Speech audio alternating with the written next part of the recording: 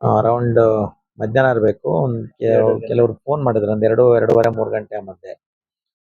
ಏನೋ ಹುಳ ಕಚ್ಬಿಟ್ಟು ಒಂದು ಸುಮಾರು ಜನ ಮಕ್ಕಳಿಗೆ ಅಲರ್ಜಿಕ್ ತರ ಆಗಿದೆ, ಎಲ್ಲ ರ್ಯಾಷಸ್ ಎಲ್ಲ ಆಗಿದೆ ಅಂತ. ನಾನು ನಿನ್ನೆನೆ ನಮ್ಮ taluk health officer doctor Sunil ಅವ್ರಿಗೆ ಇಂಟಿಮೇಷನ್ ಕೊಟ್ಟು ಮತ್ತೆ ಕಮಿಷನರ್ ಹತ್ರನು ಇದು ಮಾತಾಡಿ, ಇದು ಒಂದು ಈ ಕ್ಯಾಸ್ಟರ್ ಗಿಡ ಎಲೆ ಅಗಲ ಇರುತ್ತಲ್ಲ ಇದ್ರದ್ದು, ಆತರ ಕ್ಯಾಸ್ಟರ್ ಗಿಡದ ಮೇಲೆ ಜಾಸ್ತಿ ಉತ್ಪತ್ತಿ ಆಗುವಂತ ಒಂದು ಇನ್ಸೆಕ್ಟ್, ಒಂದು ಕೀಟ. ಸೊ ಅದನ್ನ ನೀವು ನೋಡ್ಬೋದು. ಆಕ್ಚುಲಿ ಇಷ್ಟು ಉದ್ದ ಇರುತ್ತೆ. ನಾವೆಲ್ಲಾನು ನೋಡಿರ್ತೀವಿ ಸುಮಾರು. ಅದು ಮೈ ಮೇಲೆ ಏನಾದ್ರು ಬಿದ್ರೆ ಸ್ವಲ್ಪ ರ್ಯಾಷಸ್ ಆಗುತ್ತೆ. ಸೊ ಜೀವಕ್ಕೆ ದೊಡ್ಡ ಅಪಾಯ ಇಲ್ಲ ಅಂತದನ್ನು ಸುಮಾರು ಅಲರ್ಜಿಕ್ ರ್ಯಾಷಸ್ ನ್ಯೂಸನ್ಸ್ ಎಲ್ಲ ಕ್ರಿಯೇಟ್ ಆಗಿ ಇದಾಗುತ್ತೆ. ಸೊ ಅದರದ್ದು ಇದು ನಾನು ಒಂದು ಇನ್ಸ್ಪೆಕ್ಷನ್ ಮಾಡೋಣ ಅಂತ ನಾನು ನಮ್ಮ ಪ್ರೋಗ್ರಾಮ್ ಆಫೀಸರ್ ಎಲ್ಲ ಬಂದ್ವಿ.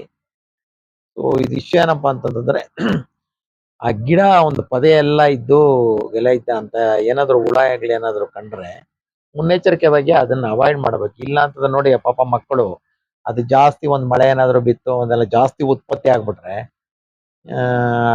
ಆ ಇನ್ಸೆಕ್ಟ್ಸ್ ಜಾಸ್ತಿ ಏನನ್ನ ಇದಾದ್ರೆ ಮತ್ತೆ ಅದ್ರ ಮೇಲೆ ಇದ್ರ ಮಕ್ಕಳೆಲ್ಲ ನಾವು ಇದ್ ಮಾಡ್ಕೊಂಡು ಅಲರ್ಜಿ ಆಗಿ ಮತ್ತೆ ಅದರಿಂದ ಸ್ಕೂಲ್ಗೆ ಹೋಗ್ದಿರಾ ಮತ್ತೆ ಅದ್ರ ಗಾಬರಿ ಆಗೋದು ಅಂತದೆಲ್ಲ ಇದಿರುತ್ತೆ. ಸೊ ಅದನ್ನ ಇದ್ ಮಾಡ್ಬೇಕು. ಇದು ಮೇಯ್ನು ನಗರಸಭೆ ಕಡೆ ಹೋಗೋನು ನಾನು ಕಮಿಷನರ್ಗೆ ಮಾತಾಡಿ ಹೇಳಿದ್ವಿ, ಈ ತರ ಇಲ್ಲೇ ಅಲ್ಲ ಇನ್ನೆಲ್ಲಾದ್ರೂ ಬೇರೆ ಏರಿಯಾದಲ್ಲೂ ಈ ತರದ್ ಏನಾದ್ರು ಮುನ್ನೆಚ್ಚರಿಕೆಯಾಗಿ ಈ ತರ ಹುಳ ಏನಾದ್ರು ಕಂಡು ಬರೋದು ಒಂದು ಸರ್ವೆ ಮಾಡಿಸಿ ಹೆಲ್ತ್ ಇನ್ಸ್ಪೆಕ್ಟರ್ಗೆ ಹೇಳಿದೀವಿ. ಸರ್ವೆ ಮಾಡಿಸ್ಬಿಟ್ಟು ಆ ತರ ಹುಳ ಏನಿದ್ರೆ ಕ್ಲೀನ್ ಮಾಡ್ಬಿಟ್ಟು ಅದನ್ನ ಸ್ಪ್ರೇ ಮಾಡ್ಬೇಕದು. ಒಂದು ಇನ್ಸೆಕ್ಟ್ ಸ್ಪ್ರೇ ಮಾಡಿದ್ರೆ ಅದು ಹೊರಟೋಗುತ್ತೆ. ನಾನು ಹೇಳ್ತೀನಿ ಎಲ್ಲಾನು ನಮ್ದೇ ಕೆಲಸ ಅಂತ. ಇದು ನಮ್ಮ ಗೌರ್ಮೆಂಟ್ ಮಷಿನರೀಸ್ ಅಲ್ಲಿ ಅವ್ರ ಕೆಲಸ ನಮ್ ಕೆಲಸ ಅಂತಲ್ಲ. ನೀವ್ ನೆನ್ನೆ ನನಗೆ ಫೋನ್ ಮಾಡಿದಾಗ ಯಾವ್ದನ್ನ ಸಿವಿಲ್ ಪ್ರಾಬ್ಲಮ್ ವಾಟರ್ ಪ್ರಾಬ್ಲಮ್ ಇದ್ರು ಹೇಳಿ, ನಾನು ಅವ್ರಿಗೆ ಕಮ್ಯುನಿಕೇಟ್ ಮಾಡ್ತೀವಿ ಅಂತ. ಅವ್ರದ್ದು ಇವ್ರದ್ದು ಅಂತಲ್ಲ, ಒಟ್ಟಾಗಿ ನಾವೆಲ್ಲ ಇದು ಮಾಡ್ತೀವಿ. ನಮ್ ಹೆಲ್ತ್ ಡಿಪಾರ್ಟ್ಮೆಂಟ್ ಈ ಕೆಲಸ, ಎಜುಕೇಶನ್ ಅವ್ರದ್ದು ಆ ಕೆಲಸ ಅನ್ಕೊಂಡಿದ್ರೆ ಆಗಲ್ಲ. ನಮ್ದೆಲ್ಲ ಒಟ್ಟಿಗೆ ಜನದ ಏನಾದ್ರು ಒಂದು ಇಶ್ಯೂ ಬಂದಿತ್ತು ಅಂತ ಏನಾದ್ರು ಪಾಪ ಅವ್ರಿಗೆ ಯಾವ ಡಿಪಾರ್ಟ್ಮೆಂಟ್ ಅಂತ ಜನಗಳು ಬರ್ಕೊಳಕ್ ಆಗುತ್ತಾ? ಸೊ ಅವ್ರು ಯಾರಿಗೆ ಫೋನ್ ಮಾಡಿದ್ರು ಅವ್ರು ನಮ್ಮಲ್ಲೇ ಹೇಳ್ಕೊಳ್ತೀವಿ.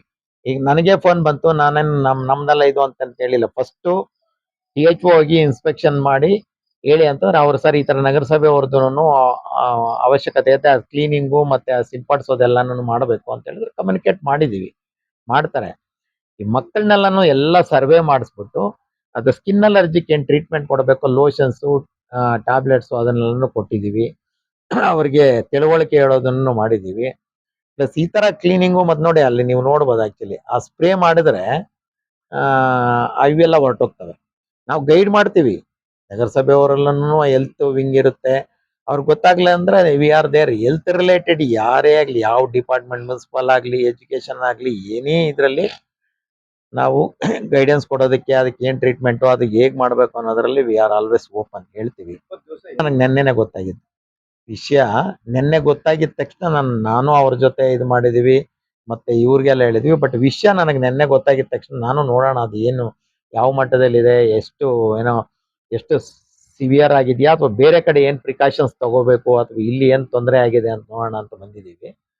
ಸೊ ಈಗ ನಮ್ಮ ಡಿಪಾರ್ಟ್ಮೆಂಟ್ಗೂ ಮತ್ತೆ ನಗರಸಭೆಯವ್ರಿಗೂ ತಿಳಿಸಿ ಹೇಳ್ತೀನಿ. ಆಕ್ಚುಲಿ ನೆಕ್ಸ್ಟ್ ಏನಿದ್ರೆ ತಮಗೂ ಅಷ್ಟೇ ಈ ತರ ಹುಳುಗಳದು ಈ ತರ ನ್ಯೂಸನ್ಸ್ ದೊಡ್ಡ ಮಟ್ಟದಲ್ಲಿ ಕ್ರಿಯೇಟ್ ಆಗೋದಕ್ಕೆ ಮೊದ್ಲೇನೆ ಇಂಥ ಕಡೆ ಒಂದು ಇದಿದೆ ಅಂತಂದ್ರೆ ನಮ್ಮನ್ನು ಕಳಿಸ್ತೀವಿ. ಮತ್ತೆ ಸ್ವಚ್ಛತೆ ಕಾರ್ಯಕ್ಕೆ ಅವ್ರಿಗೂನು ಹೇಳ್ತೀವಿ, ಪತ್ರ ಮುಖಾಂತರನೇ ಬೇಕಾದ್ರೆ ಬರೀತೀವಿ ಇಂಥ ಕಡೆ ಇದೆ ಅಂತ. ಬಟ್ ನಾವು ಹೇಳಿದೀವಿ. ಸೊ ಇದು ಡಿಪಾರ್ಟ್ಮೆಂಟ್ ಅದು ಇದು ಅಂತಲ್ಲ, ನಮ್ಮ ಕರ್ತವ್ಯ ಇದು. ಎಲ್ಲ ಗೌರ್ಮೆಂಟ್ ಮಿಷನರೀಸ್ ಕರ್ತವ್ಯ ಗೊತ್ತಾಗಿದ ತಕ್ಷಣ ಏನ್ ಮಾಡೋದು. ಹುಳುಗಳು ಉತ್ಪತ್ತಿ ಆದಂಗೆ ಬೇರೆ ಬೇರೆ ಈ ನೊಣಗಳು ಉತ್ಪತ್ತಿ ಆದಂಗೆ ಅದು ಒಂದು ಇನ್ಸೆಕ್ಟ್ಸ್. ಅದನ್ನ ಈವನ್ ಅಗ್ರಿಕಲ್ಚರ್ ಮತ್ತೆ ಇದು ಹಾರ್ಟಿಕಲ್ಚರ್ ಡಿಪಾರ್ಟ್ಮೆಂಟ್ ಹತ್ರನು ನಾವು ವಿಚಾರಣೆ ಮಾಡಿದಾಗ ಈ ಎಲೆ ಅಗಲ ಇರೋ ಒಂದು ಕ್ಯಾಸ್ಟರ್ ಗಿಡ ಅಂತ ಬರುತ್ತೆ, ಅರಳು ಬಿಡುತ್ತಲ್ಲ ಅಂತ ಗಿಡ ಅಂತ ಹೇಳ್ತೀವಲ್ಲ ನಾವು, ಅರಳೆಣ್ಣೆ ಗಿಡ ಅದ್ರಲ್ಲಿ ಇರ್ತದೆ. ಅದ್ರದ್ದು ಗಿಡಗಳಲ್ಲಿ ಜಾಸ್ತಿ ಉತ್ಪತ್ತಿ ಆಗುತ್ತಂತ.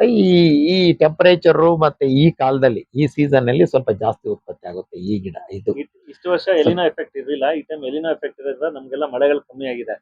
ಅವಾಗ ಮಳೆಗಳು ಬಿದ್ದಿದ್ರೆ ಅದು ಸ್ವಲ್ಪ ಹುಳುಗಳು ಎಗ್ ಸ್ಟೇಜ್, ಲಾರ್ವಾ ಸ್ಟೇಜ್ ಎಲ್ಲ ಹೊಟ್ಟೋಗ್ಬಿಡ್ತವೆ. ಈ ಟೈಮ್ ಮಳೆಗಳು ಬೀಳ್ದೇ ಇರೋದ್ರಿಂದ ಜಾಸ್ತಿ ಉತ್ಪತ್ತಿ ಇರೋದು ಏನಾಗಿದೆ, ಅದು ಗಿಡದಲ್ಲಿ ಎಲೆಗಳೆಲ್ಲ ಖಾಲಿ ಆದ್ಮೇಲೆ ಮನೆಗಳ ಮೇಲೆ ಆವರಿಸ್ಕೊಳ್ಳೋಕೆ ಸ್ಟಾರ್ಟ್ ಆಗಿದೆ. ಆವರಿಸ್ಕೊಂಡು ಮನೆಯಲ್ಲಿ ಅದು ಬಂದಾಗ ಕೆಮಿಕಲ್ ಸ್ಪ್ರೇ ಮಾಡ್ತಾ ಹುಳ. ಅದು ಸ್ಪ್ರೇ ಮಾಡುವಾಗ ಏನಾಗ್ತದೆ, ಜನಕ್ಕೆ ನವೆಷ್ಟು ಇದಾಗೋದು, ಅಲರ್ಜಿ ಆಗೋ ರೀತಿ ಆಗೋದು, ತೊಂದರೆಗಳಾಗಿದೆ.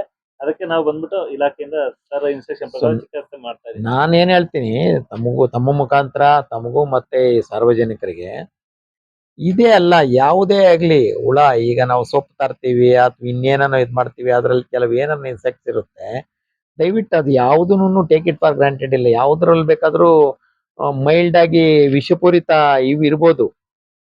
ಸೊ ಹಂಗಾಗಿ ಅದನ್ನ ಈಗ ನಾವೆಲ್ಲ ಈ ಸೊಪ್ಪು ಮತ್ತೆ ಇವುಗಳನ್ನ ಈ ಮೇವುಗಳೆಲ್ಲ ತರ್ತೀವಲ್ಲ ದನಗಳದ್ದು, ಅದರಲ್ಲಿ ಹುಲ್ಲುಗಳಲ್ಲಿ ಎಲ್ಲ ಇರ್ತವೆ. ಅದ್ ಯಾವುದನ್ನು ದಯವಿಟ್ಟು ಅದಕ್ಕಿಲ್ಲ ಅಷ್ಟು ಈಸಿಯಾಗಿ ತಗೊಳ್ದಿರ ಅದನ್ನ ಅವಾಯ್ಡ್ ಮಾಡಿ. ಅದು ಚರ್ಮದ ಮೇಲೆ ಬಿದ್ದಾಗ ಅಥವಾ ಏನಾದ್ರೂ ಆಹಾರದಲ್ಲಿ ಆದಾಗ ಅದರಲ್ಲಿ ಯಾವ ವಿಷ ಇದೆ, ಎಷ್ಟು ವಿಷಪೂರಿತವಾಗಿದೆ, ಎಷ್ಟು ಸ್ಟ್ರಾಂಗ್ ಇದೆ ಅಂತ ನಮ್ಗೆಲ್ಲಾನು ಅದು ಇನ್ ಡೀಟೇಲ್ ಗೊತ್ತಿರಲ್ಲ.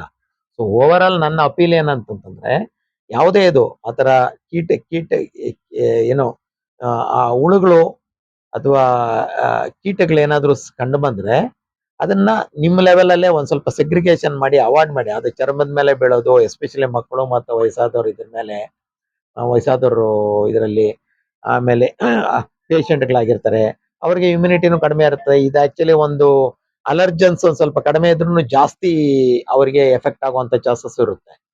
ಸೊ ಜಾಸ್ತಿ ಪ್ರಮಾಣದಲ್ಲಿ ಇದ್ರೆ ನಮ್ಮ ಗಮನಕ್ಕೂ ತರಬಹುದು, ನಗರಸಭೆ ಆಗ್ಲಿ ನಮ್ಮ ಗಮನಕ್ಕೆ, ಅಥವಾ ಸಣ್ಣ ಮಟ್ಟದಲ್ಲಿ ತಮ್ಮ ಲೆವೆಲ್ ಅಲ್ಲಿ ಆದ್ರೂ ಮನೆಗಳಲ್ಲಿ ಇದನ್ನೆಲ್ಲ ಅದ್ರ ಕಾಂಟ್ಯಾಕ್ಟ್ ಗೆ ಬರಬಾರ್ದು ಅಂತ ನಾನು ಅಪೀಲ್ ಮಾಡ್ತೀನಿ. ಬ್ರೇಕ್ ತರ ಅಂತೇನಿಲ್ಲ, ಒಂದು ನಿನ್ನೆ ನಾನು ಹೇಳ್ದಂಗೆ ಒಂದು 50 ಸುಮಾರು ಲಾಸ್ಟ್ 6 months ಇಂದ ನಾನು ಸಿವಿಯರ್ ಅಕ್ಯೂಟ್ ರೆಸ್ಪಿರೇಟರಿ ಇಲ್ನೆಸ್ ಅಂತ ಹೇಳ್ಬಿಟ್ಟು ಬ್ರೆತ್ಲೆಸ್ನೆಸ್, ಫೀವರು, ಬ್ರೆತ್ಲೆಸ್ನೆಸ್ ಇರುವಂತ ಕೇಸಸ್ ಒಂದು 56 ಪ್ರಕರಣಗಳು ನಮ್ಮ ರಿಪೋರ್ಟ್ ಮಾಡಿ, ಅದರಲ್ಲಿ ಒಂದು 16 ಕೇಸು ನಾವು ಇದಕ್ಕೆ ಕಳಿಸ್ತೀವಿ. ಎಲ್ಲ ನನ್ನ ಸ್ಯಾಂಪಲ್ಸ್ ಕಳಿಸಿದಾಗ H1N1 ಪಾಸಿಟಿವ್ ಇರೋದು ನಮ್ಮ ಜಿಲ್ಲೆನಲ್ಲಿ ಒಂದು 15-16 ಕೇಸ್ ಪಾಸಿಟಿವ್ ಬಂದಿದೆ. ಅದು ಒಂದೇ ಕಡೆಯಿಂದ ಅಂತಲ್ಲ, ಬೇರೆ ಎಲ್ಲಾ ಕಡೆಯಿಂದ ಜಿಲ್ಲೆನಲ್ಲಿ ಸೇರ್ಕೊಂಡು. ಅದನ್ನು ಈಗ ಸದ್ಯಕ್ಕೆ SNR ಅಲ್ಲಿ ಒಂದು 5 ಬೆಡ್ಡೆಡ್ ವಾರ್ಡ್ ಅನ್ನ ಸಪರೇಟ್ ಆಗಿ ಮಾಡಿ, ಅದಕ್ಕೆ ಬೇಕಾಗಿರೋ IV ಫ್ಲೂಯಿಡ್ಸ್ ಆಗಿರ್ಲಿ, ಆಂಟಿ ಅಲರ್ಜಿಕ್ ಆಗಿರ್ಲಿ, ಆಂಟಿಬಯೋಟಿಕ್ಸ್ ಆಗಿರ್ಲಿ, ಅದಕ್ಕೆ ಸ್ಪೆಸಿಫಿಕ್ ಆಗಿ H1N1 ಪಾಸಿಟಿವ್ ಬಂದಾಗ ವಸಲ್ಟಾಮೈವಿರ್ ಅಂತ ಹೇಳ್ಬಿಟ್ಟು ಒಂದು ಆಂಟಿ ವೈರಲ್ ಡ್ರಗ್ ಇದೆ. ಅದನ್ನ ದಾಸ್ತಾನು ಎಲ್ಲಾ ಕಡೆನೂ ಇಡೋದಕ್ಕೆ ಹೇಳಿದ್ವಿ. ಒಂದು ವಾರ್ಡ್ ಅನ್ನು SNR ಹಾಸ್ಪಿಟಲ್ ಇಡಿಸಿದೀವಿ. ಈಗ KGF ಜನರಲ್ ಹಾಸ್ಪಿಟಲ್ಗೂ ಹೋಗ್ತಾ ಇದ್ದೀನಿ. ಅಲ್ಲಿ ಕೇಸಸ್ ಎಷ್ಟಿದೆ ಅಂತ ನೋಡ್ಕೊಂಡು, ಸೊ ಒಂದು ಸಪರೇಟ್ ಆಗಿ ಅವಶ್ಯಕತೆ ಇದ್ರೆ ನಾನು ಹೇಳ್ತೀನಿ ಅವ್ರಿಗೆ ಸಪರೇಟ್ ಆಗಿ ಒಂದು ವಾರ್ಡನ್ನೇ ಇದು ಮಾಡಿ ಅಂತ.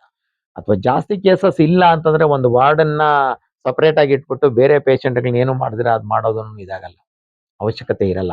ಕೇಸಸ್ ಜಾಸ್ತಿ ಬರೋವಾಗ ಡೆಫಿನೆಟ್ಲಿ ನಾವು ಅದನ್ನ ಸಪರೇಟ್ ಒಂದು ವಾರ್ಡನ್ನೇ ಮಾಡಿಸ್ತೀವಿ. ನಾನು ಆಕ್ಚುಲಿ ನೋಡಿ ವೆರಿಫೈ ಮಾಡ್ತೀನಿ. ಒಂದು ತಮಗೆ ಹೇಳೋದೇನಂತಂದ್ರೆ, ಈಗ ಜಂಬೋ ಸಿಲಿಂಡರ್ಸ್ ಅಂತ ಇರ್ತವೆ. ಈಗ ನಮಗೆ ಜಂಬೋ ಸಿಲಿಂಡರ್ಸ್ ಅಲ್ಲಿ ಎಲ್ಲ ನಾನು ಅವ್ರಿಗೆ ಇದು ಏನೋ ಪ್ಲಾಂಟ್ ಇಂದ ಡೈರೆಕ್ಟ್ ಆಗಿ ನಾವೇನ್ ಆಕ್ಸಿಜನ್ ಟ್ಯಾಂಕ್ಗಳಿರ್ತವೆ ಅದರಿಂದ ಡೈರೆಕ್ಟ್ ಆಗಿ ಬಂದು ಪೈಪ್ ಲೈನ್ ಅಲ್ಲಿ ಬರೋದು ಒಂದು ಮೆಥಡ್. ಅಥವಾ ಈಸಿ ಆಪರೇಷನ್ ಅಲ್ಲಿ ಸಿಸ್ಟರ್ಗಳಲ್ಲಿ ಇರ್ತಾರೆ, ಅಥವಾ ಕೆಲವು ಪೇಷಂಟ್ಗಳಿಗೆ ಬೇಕಾಗಿರ್ತವೆ, ಅಥವಾ ಅದನ್ನ ಪ್ಲಾಂಟ್ ಏನಾದ್ರೂ ಚೆಕ್ ಮಾಡಿಲ್ಲ, ತುಂಬಾ ಯಥೇಚ್ಛವಾಗಿ ಹೇರಳವಾಗಿ ಆಕ್ಸಿಜನ್ ಯುಟಿಲೈಸ್ ಆಗ್ತಾ ಇರಲ್ಲ ಅನ್ನುವಂಥ ಸಂದರ್ಭದಲ್ಲಿ jumbo cylinders, small cylinders, oxygen concentrators ಸುಮಾರು ಇರ್ತವೆ. ಆಕ್ಸಿಜನ್ ಇಮಿಡಿಯೇಟ್ ಆಗಿ ಕೊಡ್ತಾರೆ. ಬಟ್ ಇನ್ ತಾವ್ ಹೇಳಿದ್ದು ಪ್ಲಾಂಟ್ ಪೈಪ್ ಲೈನ್ ಇರಬೇಕಾದ್ರೆ ಅದು ಯಾಕೆ ಯುಟಿಲೈಸ್ ಮಾಡಬಾರ್ದು ಅನ್ನೋದು ತಮ್ಮ ಪ್ರಶ್ನೆ. ನಾನು ಈಗಲೇ ಹೋಗಿ ಸುಮಾರು ದೊಡ್ಡ ಮಟ್ಟದಲ್ಲಿ ಅವಶ್ಯಕತೆ ಇದ್ದು ಪೈಪ್ ಲೈನ್ಗಳನ್ನ ಎಸ್ಟಾಬ್ಲಿಷ್ ಆಗಿದೆ. ಅದು ಸುಮಾರು ಕಡೆ ಅದನ್ನ ಅಷ್ಟು ಪ್ರಮಾಣದಲ್ಲಿ ನಮ್ಮ ಅವಶ್ಯಕತೆ ಇಲ್ಲದೆ ಇರೋದ್ರಿಂದ ಅದನ್ನ ಸುಮಾರು ಇಲ್ಲೇ ಅಲ್ಲ, ಸುಮಾರು ಕಡೆ ಆಕ್ಸಿಜನ್ ಪೈಪ್ ಲೈನ್ಸ್ ಏನೇನು ಮಾಡಿದ್ರು ಅದೆಲ್ಲ ಆ ಮಟ್ಟದಲ್ಲಿ ಉಪಯೋಗ ಮಾಡ್ತಾ ಇಲ್ಲ. ಸೊ ಇಲ್ಲಿ ಅವಶ್ಯಕತೆಗಳು ಹೇಗಿದೆ ಅನ್ನೋದನ್ನ ನಾನೇ ಒಂದು ಖುದ್ದಾಗಿ ಒಂದು ವೆರಿಫೈ ಮಾಡಿ, ಅವಶ್ಯಕತೆ ಇದ್ರೆ ಇಲ್ಲಿ make them to use pipe line instead of jumbo cylinder. Jumbo ಸಿಲಿಂಡರ್ನು ಇರ್ಲಿ ಎಮರ್ಜೆನ್ಸಿಗೆ, ಪೈಪ್ ಲೈನ್ ನಮಗೆ ಇನ್ನೂ ಚೀಪ್ ಆಗಿ ವರ್ಕೌಟ್ ಆಗುತ್ತೆ ಅನ್ನೋಂಗಿದ್ರೆ ಇದನ್ನೇ ಆಪರೇಟ್ ಮಾಡ್ಸೋಣ. ತಾವೇ ಇದ್ ಮಾಡ್ಬೇಕು. ಸುಮಾರು ನಾವು 1.5 ವರ್ಷ 2 ವರ್ಷದಿಂದ ನಾನು ತಮ್ಮ ಮುಖಾಂತರನು ಸುಮಾರು ಇದು ಮಾಡಿದೀನಿ. ಯಥೇಚ್ಛವಾಗಿ ಮೇಜರ್ ಆಗಿ ಅವ್ರು ಬೆಳಗ್ಗೆಯಿಂದ ಸಾಯಂಕಾಲವರೆಗೂ ಇಟ್ಟುಕೊಂಡು ಒಂಥರ ತಾವೇ ನೋಡಿರ್ತೀರ ಈ ರೆಗ್ಯುಲರ್ ಕ್ಲಿನಿಕ್ಗಳು ತನ್ನೇ ಆಪರೇಟ್ ಮಾಡ್ತಾ ಇದ್ರು. ಸೊ ಆ ತರ ಬೋರ್ಡ್ ಹಾಕೊಂಡು ನೀಟಾಗಿ ರಾಜಾರೋಷವಾಗಿ ಮಾಡ್ತಾ ಇರುವಂತ ಕ್ಲಿನಿಕ್ಸ್ ನನ್ನ ಪ್ರಕಾರ, ನನ್ನ ಮಾಹಿತಿಗೆ ಬಂದಿರೋದು ಯಾವುದೂ ಇಲ್ಲ ಜಿಲ್ಲೆನಲ್ಲಿ. ಈಗ ಏನಾಗಿದೆ ಆದ್ರೂ ಟೋಟಲಿ ಇಲ್ಲ ಅಂತ ನಾನು ಹೇಳಲಿಲ್ಲ.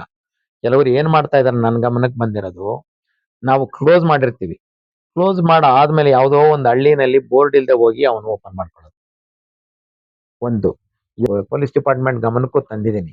ತಮಗೂನು ಮತ್ತೆ ಜಿಲ್ಲೆನಲ್ಲೂ ಮೇನ್ ಫಸ್ಟ್ಗೆ ನಿಮಗೆ ಈ ಆರ್ ಟಿ ಆಕ್ಟಿವಿಸ್ಟ್ಗಳಿಗಾಗಿರ್ಬೋದು ತಮಗೂನು ನಾನು ಅಪೀಲ್ ಮಾಡಿದ್ದೀನಿ. ಯಾಕಂತಂದ್ರೆ ನಮ್ಮ ಜಿಲ್ಲೆನಲ್ಲಿ 99.9% ನಾವು ಇದನ್ನ ಮಟ್ಟ ಹಾಕ್ಲೇಬೇಕು.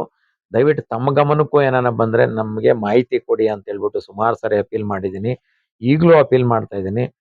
ನಮಗೆ ಬೆಳಗ್ಗೆಯಿಂದ ಸಾಯಂಕಾಲವರೆಗೂ ಏನಾದ್ರು ಕ್ಲಿನಿಕ್ ಏನಾದ್ರು ನಡೀತಾ ಇದೆ, ಇಲ್ಲಿಗಲ್ ಆಗಿ ನಡೀತಾ ಇದೆ ಅಂದ್ರೆ ಡೆಫಿನೆಟ್ ಆಗಿ ನಾವೇ ಬಂದು ನಮ್ಮ ಸ್ಟಾಫೇ ಮಾಡ್ತೀವಿ. ಹೇಳಿದ್ನಲ್ಲ ಈ ತರ ಆಗ್ತಾ ಇದ್ರೆ ಪೊಲೀಸ್ ಗಮನಕ್ಕೆ ತರೋಣ. ಆಕ್ಚುಲಿ ಡೈರೆಕ್ಟ್ ಆಗಿ ನನ್ನ ಅಂಡರ್ ಬರಲ್ಲ, ಅದಕ್ಕೆ ಡ್ರಗ್ ಕಂಟ್ರೋಲಿಂಗ್ ಡಿಪಾರ್ಟ್ಮೆಂಟ್ ಅಂತ ಇದೆ.